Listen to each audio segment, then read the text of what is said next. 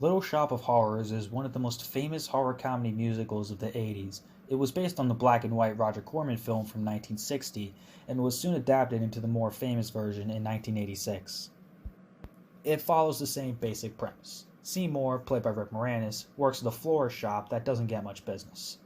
Then one day he unearths a plant that resembles a fly trap and discovers that its diet consists of human blood. He is at first able to give it a few drops from his finger after poking it on a rose bush, and the strangeness of the plant has attracted a lot of business. But then it gets to the point where the plant is bigger, it can talk with the voice of Levi Stubbs of the Four Tops, and needs human flesh now, which starts to challenge Seymour's morality. Should he kill people in order to keep the business going, or should he let the plant die, causing the business to crumble? What sets this film apart from the Roger Corman film is that it's based on a musical, which was in turn based on the Roger Corman film. The songs are catchy tunes like Feed Me and the opening song, mixed with some soft and calming music like Somewhere That's Green and Suddenly Seymour. What sets it apart from the musical is some of the songs it leaves out, like Mushnik and Son and It's Just a Gas. You Never Know was switched to a calypso-style song called Some Fun Now, which still uses the same tune, but in my opinion not as memorable. We do hear The Meek Shall Inherit, but only the chorus. They were actually going to have the entire song in there, as in the chorus and Seymour's solo part, but it was cut because it doesn't exactly fit the film the same way it fits the stage show. It also inserts a new song called Mean Green Mother from Outer Space, which was nominated for the Academy Award for Best Original Song, but lost to Take My Breath Away from Top Gun. It was also the first Oscar nominee in the category to include profanity, which means they had to censor it when the awards were being announced. The way the characters are established works much better here than in Corman's original vision.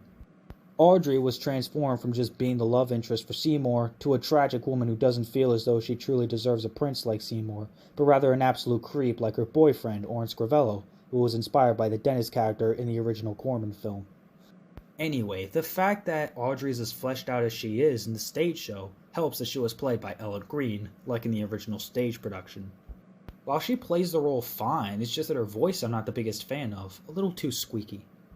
Going back to Orin, he's funny because he's of a sadistic nature and Steve Martin's performance really carries it out, especially during this whole song about how much he loves his job, mainly for the fact that he gets to hurt people.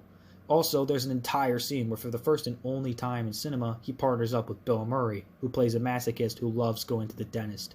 It's a funny scene, and the only real purpose for it is an excuse to see Steve Martin and Bill Murray in a movie together. Actually, this was in reference to Jack Nicholson's brief appearance in the Roger Corman film.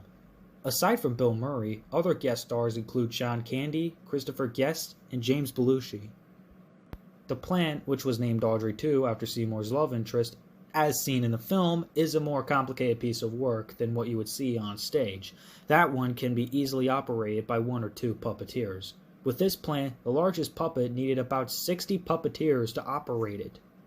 This really shows in its impressive effort even today. If you didn't know this film came out in the mid-80s, you'd think this was CGI, but nope. This is puppetry with really smooth movements and lip sync, which they were able to accomplish by having the actors, mainly Rick Moranis, pantomime and lip sync in slow motion. Even more impressive is that not a single chroma key or opticals were used when this thing was being operated. See why the 80s was such a great decade for movies? The end of the film was originally going to be more like the stage show. Audrey gets lured into the shop by the plant and is getting taken into its jaws, only to be pulled out by Seymour, but she suffers mortal wounds, and she gives her final request that Seymour feeds her corpse to the plant and dies in his arms. He fulfills the request and is given an offer by Patrick Martin of the World Botanical Enterprises to sell little leaf cuttings of the plant all over the world. Seymour realizes what this would mean and confronts the plant to destroy it. This backfires horribly as the shop gets destroyed by the plant, who then eats Seymour afterwards. The little podlings are sold all over the world, they grow, then start their destructive takeover in a scene that was estimated to cost about $5 million without any stop motion. In fact, this ending is the only exception to the no chroma key or opticals rule. Then in one final shot, the plant bursts through the movie screen and the camera zooms into its throat. This ending was test screened in San Jose, and at first, everybody loved it. They applauded with every musical number, but once Audrey died, it fell silent like an icebox. The film needed a recommended score of at least 55% to be approved for theaters, but only got 13. They tried it again in Los Angeles, but they got the same response. Director Frank Oz knew that in order for the film to see the light of day, they had to change the ending to something more joyful. This time, Audrey gets to live, Seymour kills the plant, and the two lovers get married and live happily ever after, but with a little stinger at the end where we see a small Audrey 2 paw on the front lawn, obviously leaving the door open for a sequel. Thank goodness there wasn't one. I mean, remember what happened when the film Grease got a sequel, even though the stage version didn't get one? What if there was a sequel to this film? Would it be a rehash of its predecessor?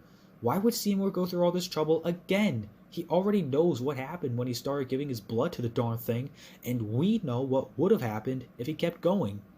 Further notes on the original ending. Patrick Martin was first played by Paul Dooley, but he was unavailable for the reshoot, so they had to replace him with James Belushi. Another actor they had to replace was Tisha Campbell, who played one of the three chorus girls. In the final cut of the new ending, the replacement is only seen from the waist down because of how the camera pans. Aside from the cliffhanger, does the new ending affect the film much? Well, it kinda hinders the overall message of greed and capitalism that the stage show allowed for, especially with Seymour going unpunished for his actions.